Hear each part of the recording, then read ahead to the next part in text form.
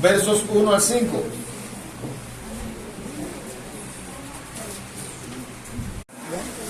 Bueno, quiero tratar el tema actitud ante Dios y su palabra.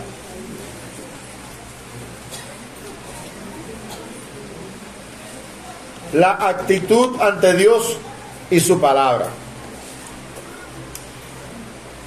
Y es muy necesario que nosotros tengamos una idea clara de cuál debe ser nuestra actitud para con Dios.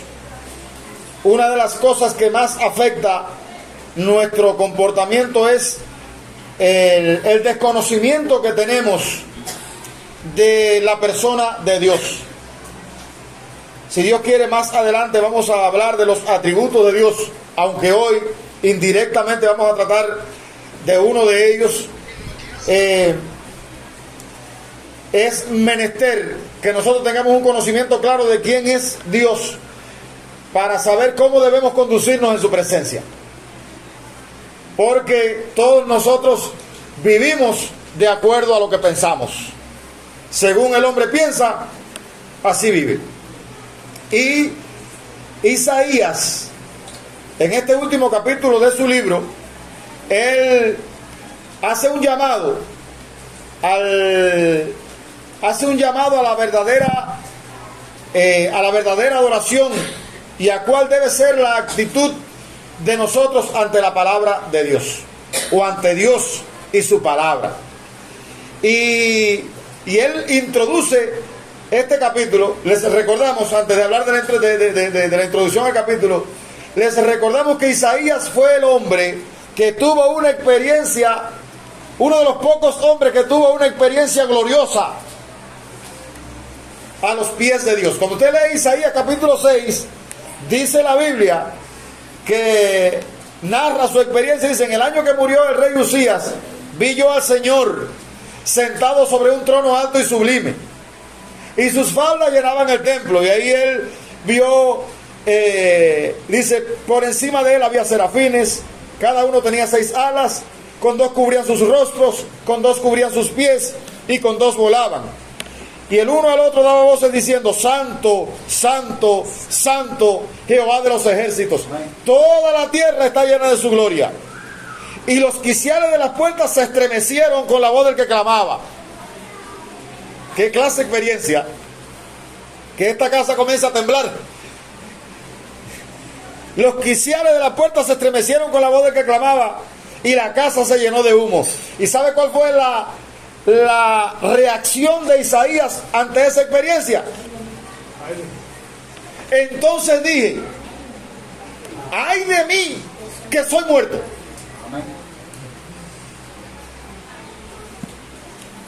¿Usted cree que Isaías pensaba eso antes de haber tenido la experiencia? No lo creo.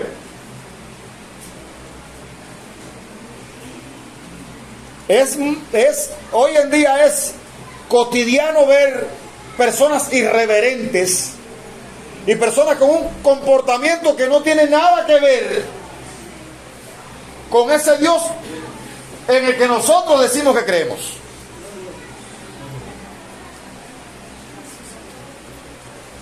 Sin embargo, este hombre, mire lo que yo imagino que se puso la mano en la cabeza. Dice: ¡ay de mí, que soy muerto! ¿Por qué? Porque siendo hombre inmundo de labios y habitando en medio del pueblo que tiene labios inmundos, han visto mis ojos al Rey, Jehová de los ejércitos. Es decir, este hombre tuvo una percepción clara de quién era el Dios en el que él había creído. Y a partir de ahí, él recibe la encomienda. Este mismo profeta es el que en el último capítulo habla de la grandeza de ese Dios que él vio. ¿Y qué dice él de Dios? ¿Qué dice él? Jehová dijo así: el cielo es mi trono y la tierra es el estrado de mis pies.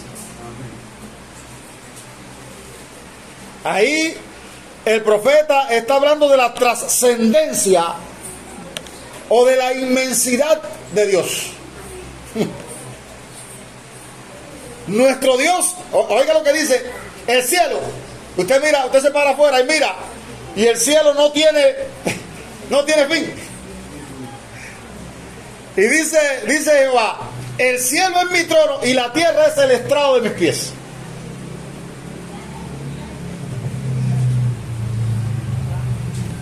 Dios es infinito con relación al espacio. Los teólogos llaman a esto la inmensidad de Dios. No está limitado en modo alguno por la fisicalidad o ubicación geográfica. Dios está aquí hoy, ahora, y está en el mundo entero.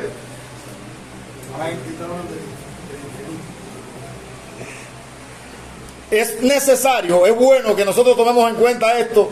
Anoche veía en la historia de un querido hermano, él decía, me hizo mucho bien recordar esto hoy. Si Dios no está preocupado, podemos relajarnos. Si Dios no tiene prisa, podemos ser pacientes. Si Dios está en control, nosotros no necesitamos estarlo. Si Dios se mantiene despierto, podemos ir a dormir.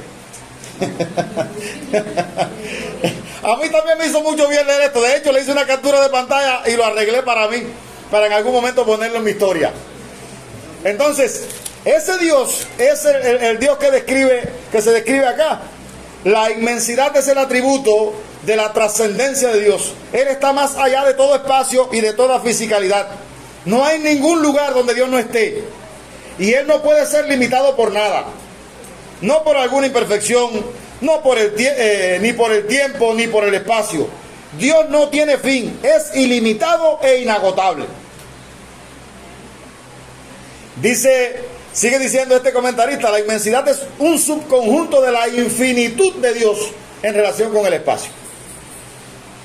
Dicho de manera positiva, decir que Dios es inmenso es decir que llena todo lo que se puede llenar con todo de sí mismo, porque por el tiempo. Dicho de manera negativa, no hay lugar donde Dios no esté. Así que en estos momentos Dios está en su casa. Entonces, dice, ¿a dónde miré de tu espíritu? ¿A dónde miré de tu presencia? Y entonces, dice el Señor, si el cielo es mi trono y la tierra es el estrado de mis pies, dice, ¿dónde está la casa que me habréis de edificar? ¿Y dónde el lugar de mi reposo?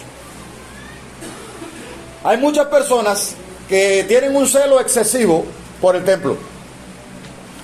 Porque el templo es la casa de Dios y es el lugar donde Dios mora.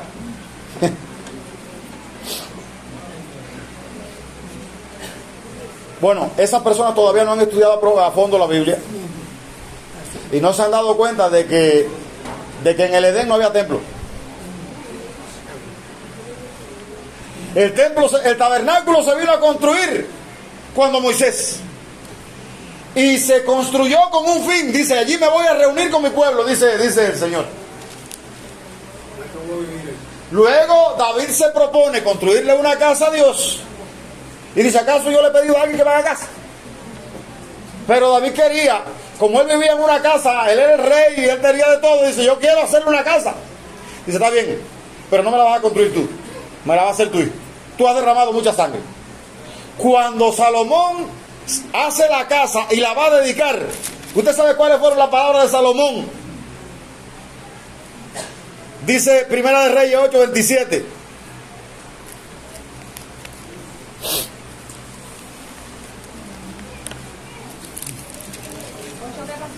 Primera de Reyes 8:27.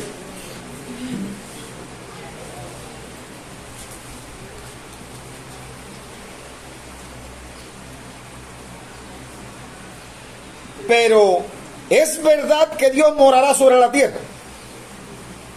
He aquí que los cielos de los cielos no te pueden contener. Ay, mamá. Cuánto menos esta casa que yo he edificado. Querer encerrar a Dios entre cuatro paredes, querer ponerlo en un rincón, es una ilusión del ser humano.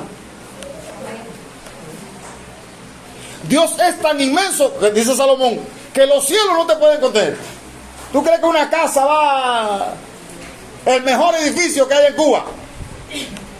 Ahora la Torre K, que ese es el edificio más famoso que tiene Cuba en estos momentos. No puede contener la gloria de Dios. La Torre K es el más moderno y es el más costoso. Y está ubicado en el lugar más atractivo de Cuba, en el Vedado. Entonces, dice Salomón, oiga la frase de admiración de Salomón. ¿Es verdad que Dios morará sobre la tierra? Es aquí que los cielos de los cielos, los cielos de los cielos no te pueden contener, cuanto menos esta casa que yo he edificado. Y ahí David está afirmando lo mismo que Dios está diciendo aquí. ¿Dónde está la casa que me habréis de edificar? ¿Y dónde el lugar de mi reposo? Él mismo reconocía que no lo podía cerrar. No hay lugar que pueda contener la grandeza de nuestro Dios. Dios no está limitado ni por el tiempo ni por el espacio. Esteban citó este mismo pasaje de Isaías 66:1, cuando Esteban lo fueron a martirizar. Él citó este mismo pasaje para señalar el error de limitar a Dios a un templo de confección humana. El cielo es mi trono, dice Hechos 7, 49, 50. El cielo es mi trono y la tierra el estrado de mis pies. ¿Qué casa me edificaréis? Dice el Señor. ¿O cuál es el lugar de mi reposo? ¿No hizo mi mano todas estas cosas? Amén. Y Pablo, en Hechos 17, 24 y 25 dice: el Dios que hizo el mundo y todas las cosas que en él hay, siendo Señor del cielo y de la tierra, no habita en templos hechos por manos humanas, ni es honrado por mano de hombres como si él necesitase de algo, pues él es quien da a todos vida y aliento y todas las cosas. Amén. Aleluya. Hermano, qué grande es el Dios que nosotros tenemos. Amén. Cuán grande es él. Amén. Lo que pasa es que a veces nosotros creemos que el problema que tenemos es más grande que el Dios que tenemos. Que no. ¿Y cuántos cristianos hay por ahí que usted lo ve que andan de cabeza? ¿Por qué? Nuestro Dios es inmenso. Dice el salmista en el Salmo 15,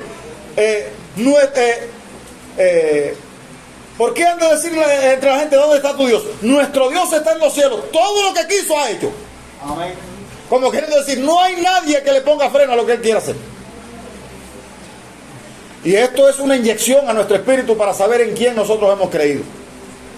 Porque hay gente que creen que pueden desafiar a Dios. Yo me he encontrado con personas que han querido desafiar mi fe, haciéndome creer que el Dios que ellos tienen es más poderoso que el mío.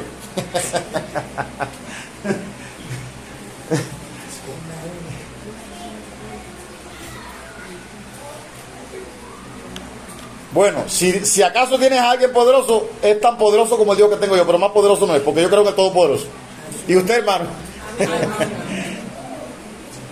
Ahora, llama la atención que dice: Jehová dijo, el cielo es mi trono y la tierra es el estrado de mis pies. ¿Dónde está la casa que me habréis de edificar y dónde el lugar de mi morada? Mi mano hizo todas estas cosas, dice el versículo 2. Mi mano hizo todas estas cosas y así todas estas fueron. Es decir, todo lo que existe lo hice yo. Y no puede ser que el televisor o el micrófono o la Biblia o el teléfono sea más grande que el que lo hizo. Uno de los temores de la inteligencia artificial es que se ha pensado que va a llegar un momento que la inteligencia artificial va a ser el peor enemigo del hombre. Porque hacen un doble de Moisés con características malévolas y ya usted sabe. Y hay personas que tienen una muñeca, por ejemplo, como esposa. En la inteligencia artificial hay quien se ha hecho una muñeca y la tiene por esposa.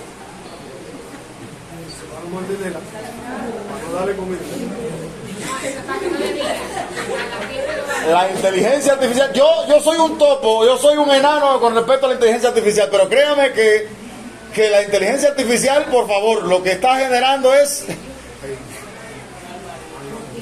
Hace poco que me dieron un mínimo técnico sobre ChatGPT y créame, ni Google no es la chancleta del ChatGPT. Ahora, hermanos, sin embargo, este pasaje bíblico nos habla de que ese Dios inmenso, siendo tan inmenso, Él se baja y mira al ser más bajo que haya sobre la tierra. ¿Qué continúa diciendo el texto bíblico?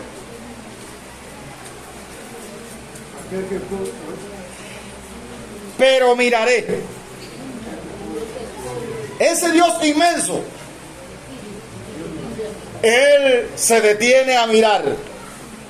¿A quién? ¿A otro grande, a otro tan grande como Él? No, porque no lo hay. Fíjense que esto parece una paradoja, porque generalmente los que ocupan una posición de honor se olvidan de los desvalidos. Pero ese Dios tan inmenso no se ha olvidado de su creación. Y miren lo que dice el texto. Yo soy tan grande que no hay lugar que me pueda contener, pero no tengo problema con mi grandeza. Yo puedo bajarme y atender al más humilde de los seres humanos. Amén. Aleluya. Bendito sea el nombre del Señor. Yo puedo bajarme de mi trono y atender, y mientras más se baje, mejor lo atiende. Usted sabe que uno de los enemigos de la vida cristiana es el orgullo. Nosotros cantamos el coro: porque la gloria de Jehová es grande, porque Jehová es excelso en su camino, porque Jehová atiende al humilde, mas mira de lejos al altivo. Dios no quiere saber de la persona que anda con cuello erguido y cree que Él es merecedor de las cosas. Aleluya. Y en la Biblia hay ejemplos para demostrar que la persona que cree que incluso dando diezmos, el hombre, usted lee Juan, Lucas 18, hay la parábola del fariseo y el publicano. Y dice que el fariseo venía dándose golpe en el pecho y decía: Señor, te doy gracias porque no soy como los otros hombres, ni siquiera como este que está aquí. Había uno que estaba orando allí, ni siquiera como este. Doy diezmo de todo lo que tengo, ayuno 2 veces a la semana. ¿Qué más tenía él en su currículum para presentarse delante de Dios? Bueno, hermano, busque la Biblia. Lucas 18. Pero dice que el otro, pobrecito, no se atrevía a compararse con nadie. Y él decía: ten misericordia de mí, sé propicio a mí que soy pecador.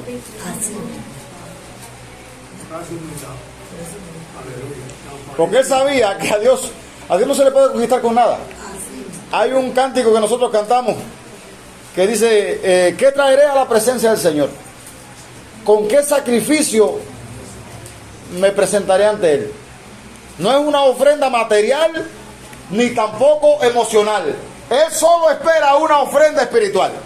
¿En qué consiste la ofrenda espiritual? Dice Isaías, dice el Salmo 51, cuando David fue sorprendido en pecado, David dice una frase que ha sido el lema del cristiano auténtico. Isaías 51, David dice que los sacrificios de Jehová, sí,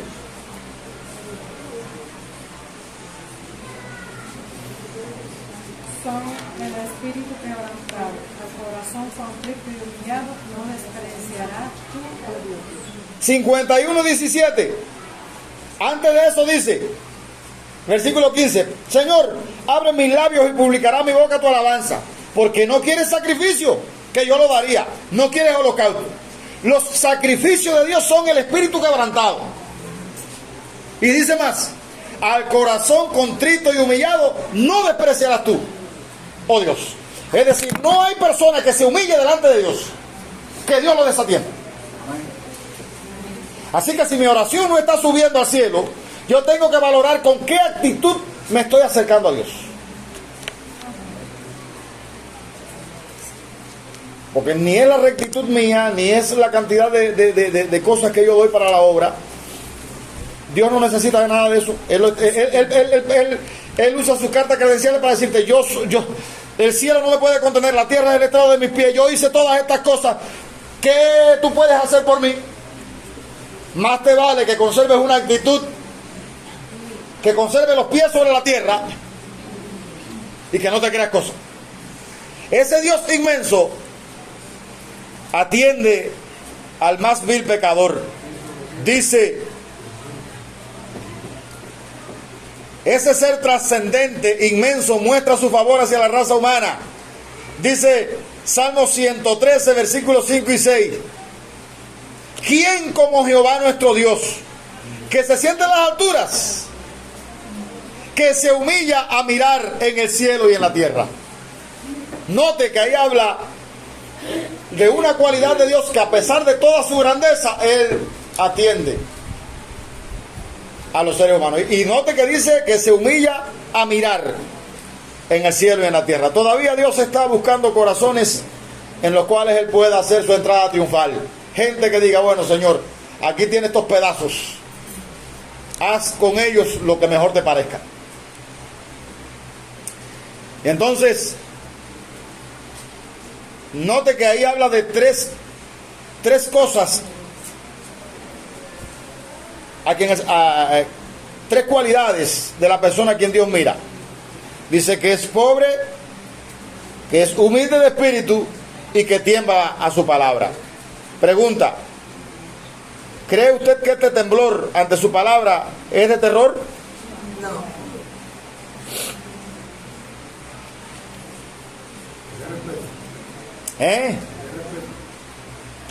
Busqué una versión más actualizada.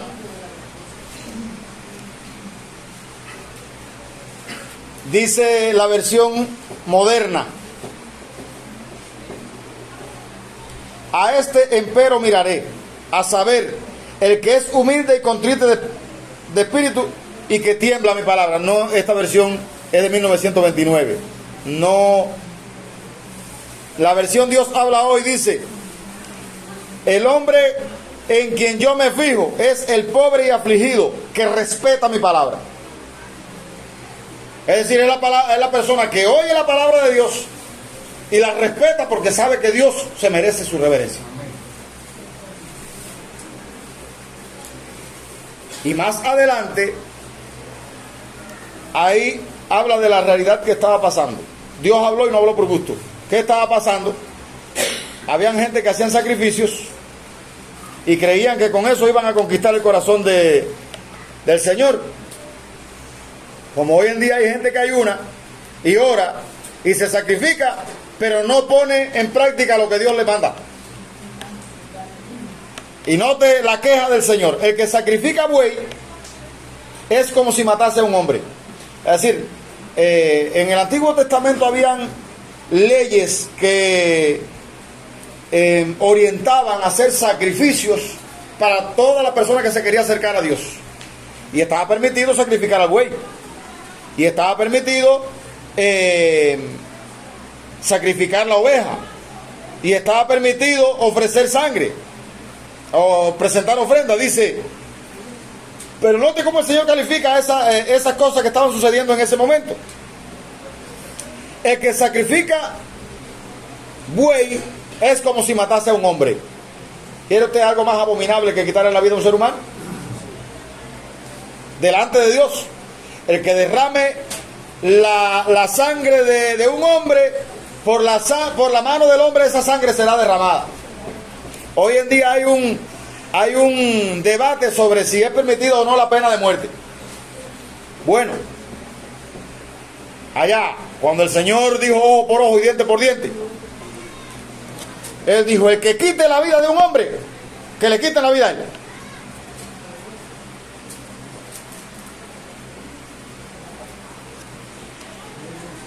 no me voy a extender en el tema, pero yo sí creo, hermanos, que si la ley no aprieta sobre la delincuencia, los que salen de allí de la prisión dicen que dejaron su cuchara allá adentro.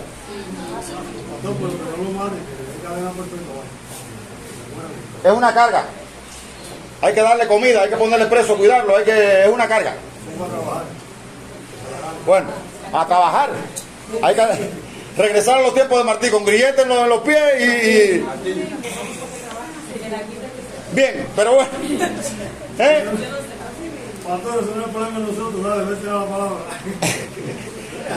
Ahora, note que el Señor está comparando al que mata, al que sacrifica buey como si matase a un hombre.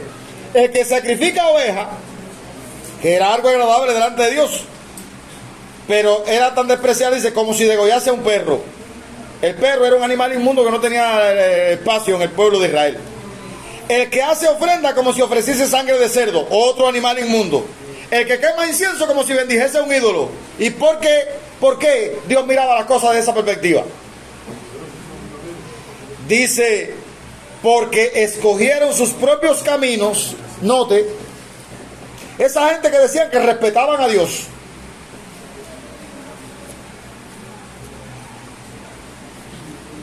en realidad no lo respetaban. Pastor, eso no era cuando el Antiguo Testamento. El Antiguo Testamento. Sí, pero en el Nuevo Testamento es igual. No, vino Jesucristo. Sí, Jesucristo es el sacrificio, ¿de acuerdo? ¿Y cuántos hay que pisoteamos el sacrificio de Jesucristo? Sí. Así que la palabra de Dios no pasa de moda. Yo creo que eso es tan aplicable en los tiempos de Isaías como hoy. Yo creo que hay muchas cosas que hacemos nosotros los cristianos que le dan náuseas a Dios, porque vivimos un estilo de vida tan ajeno a lo que dice su palabra, que cuando nos acercamos dice el Señor, no.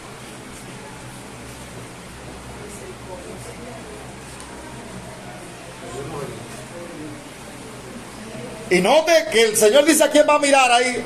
Eso es lo más relevante para nosotros, porque saber de la grandeza de Dios es importante, pero saber a quién Dios va a atender es más importante para nosotros. Ahí están las cualidades que debe reunir la persona que se acerca a Dios: pobre, humilde de espíritu y que respeta la palabra de Dios.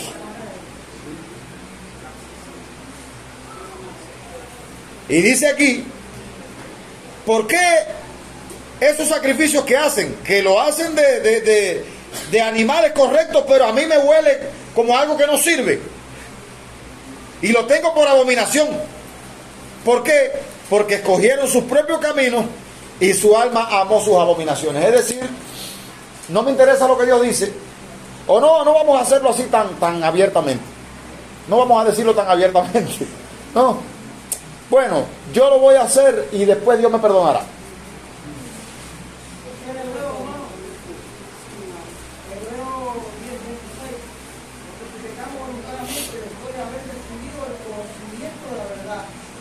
Ya no queda más sacrificio.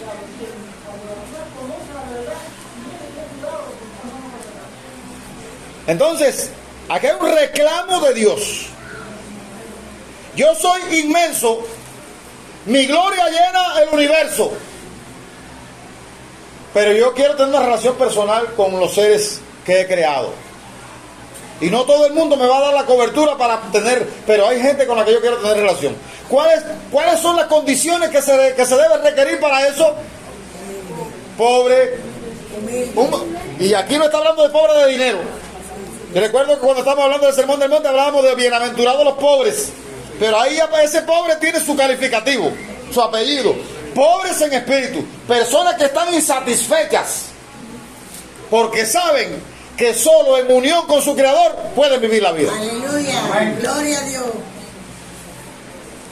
Entonces, ese pobre es la persona que entiende que necesita a Dios. Que al entender su pobreza también es humilde, porque sabe que solo no puede hacer nada. Y no solo eso, que es pobre y humilde, sino que también respeta a Dios. Entonces, dice, las ofrendas que presentaban, Dios la tenía como algo abominable. Y usted puede leer los primeros capítulos del libro de Isaías, se va a dar cuenta de ello. la observancia de los días de reposo y de la luna nueva y demás, dice, las tiene hastiada mi alma. Cansado estoy, no puedo soportarlas.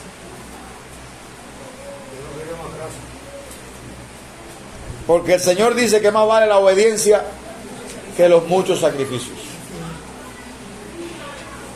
Y el cristiano es alguien que ha entendido esa verdad. Dice, ellos escogieron su propio camino, su alma se deleitó en eso. Y dice el versículo 4, también yo escogeré para ellos escarnio y traeré sobre ellos lo que temieron. Es decir, usted puede escoger ahora lo que usted quiere escoger. Y los seres humanos pueden vivir la vida porque Dios le dio el derecho a todos los seres humanos de elegir cómo quieren vivir. Pero Dios sigue llamando la atención. Dios sigue llamando a las personas al arrepentimiento. Y a la larga nadie se puede quejar de lo que recoja, porque si yo no le hago caso a lo que Dios dice, yo voy a terminar recogiendo lo que yo siembro.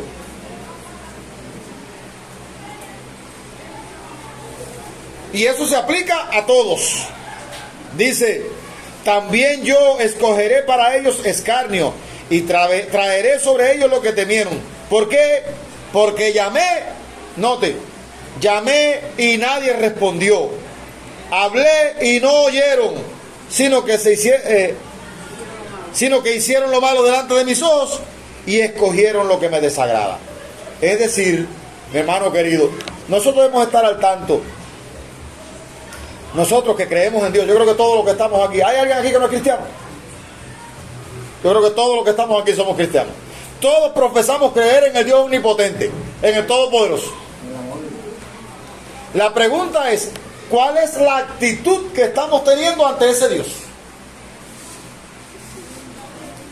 ¿Cómo estoy reaccionando? Aquí se está exponiendo la palabra de Dios. ¿Cómo estoy respondiendo a la palabra que Dios me dice? Y el primero que está mirándose frente al espejo soy yo. Yo no tengo ningún ánimo de soltar la palabra para allá y servir de fiscal para usted. Yo tengo el ánimo de ser el primero en ser edificado con la palabra de Dios. Porque eso va a garantizar mi salvación y mi permanencia en la fe.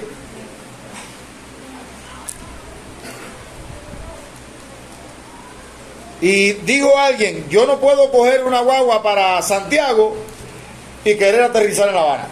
Si yo cojo una guagua para Santiago, voy a llegar a Santiago. Y cuando esté en Santiago no me puedo quejar porque yo fui el que cogí la guagua para Santiago. Entonces hay personas que están haciendo lo incorrecto y después quieren recibir lo correcto. Después quieren recibir bendición de Dios. No es así. No es así. Yo sé que la obediencia conlleva consigo el mayor de los sacrificios. Pero nosotros tenemos precisamente que hacerlo. Si queremos caminar con el Señor, tenemos que hacerlo. Y note que al final dice el versículo 5: oíd palabra de Jehová, vosotros los que respetáis su palabra. Vuestros hermanos que os aborrecen y os echan fuera por causa de mi nombre dijeron. Note que aquí aparece la iglesia falsa también. Aquí aparece un grupo de hermanos, entre comillas, persiguiendo a los cristianos verdaderos. ¿Qué dicen esos hermanos? Primero, os aborrecen y os echan fuera por causa de mi nombre. Dijeron, Jehová sea glorificado. Pero al final Dios va a aparecer y Dios dice la Biblia que Él va a sacar toda obra a juicio, sea buena o sea mala. Pero Él se mostrará para alegría vuestra y ellos serán confundidos. Es decir, hoy en día hay personas que están entre nosotros que muestran una aparente hermandad, pero en el fondo no son hermanos. Aleluya. Y usted sabe que Jesús hace una advertencia seria en el Sermón del Monte, Mateo 7:21. Dice, ¿por qué me dice Señor, Señor? Y no hace lo que yo digo. Gloria a Dios. Muchos van a venir en aquel día y van a decir, Señor. Fíjense que la palabra que se repite ahí es Señor. Y ese Señor da la connotación de que si es Señor tiene el derecho de gobernar. ¿En qué lugar tiene a Jesucristo usted en su vida? Hay muchos que están buscando a Jesucristo como el ambulanciero, o como el médico para que lo sane, o como el embajador para que le dé la visa, ¿no? O como el camaroncito duro para que lo saque del apuro.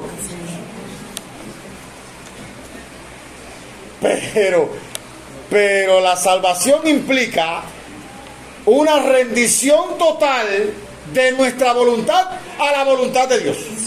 Amén. Dijo Cristo: si alguno quiere venir en pos de mí, lo primero que tiene que hacer es renunciar a sus propios intereses.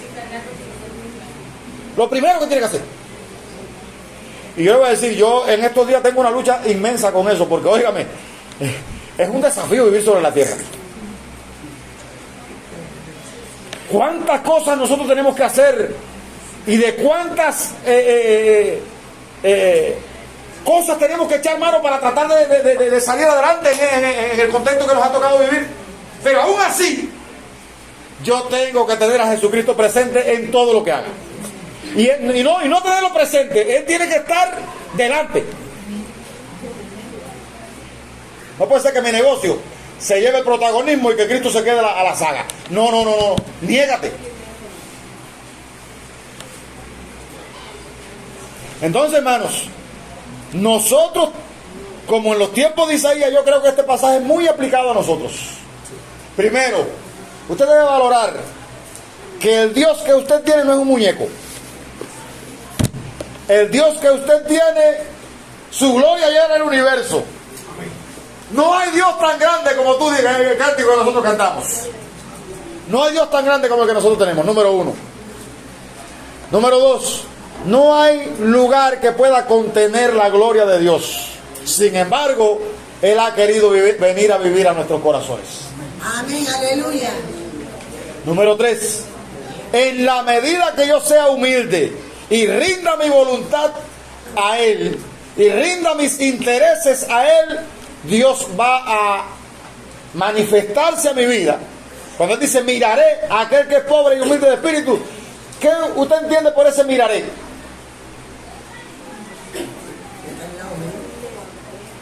Bueno, es que Dios no mira a todo el mundo. ¿Hay alguien que Dios no vea? Le pasé por encima de ese término. ¿Hay algo o alguien que Dios no vea? No, Dios lo ve todo. Sin embargo, Él está diciendo ahí, yo voy a mirar, me voy a enfocar, voy a atender, voy a tener un especial cuidado. Aleluya. Entonces ese miraré está hablando de prestarle una atención específica, tener un cuidado especial, algo particular.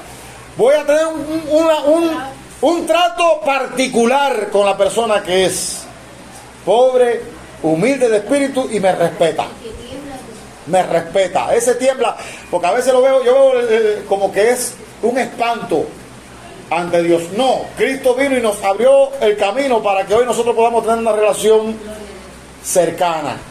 Allá en el Sinaí, cuando la gente oyeron a Dios hablar con Moisés,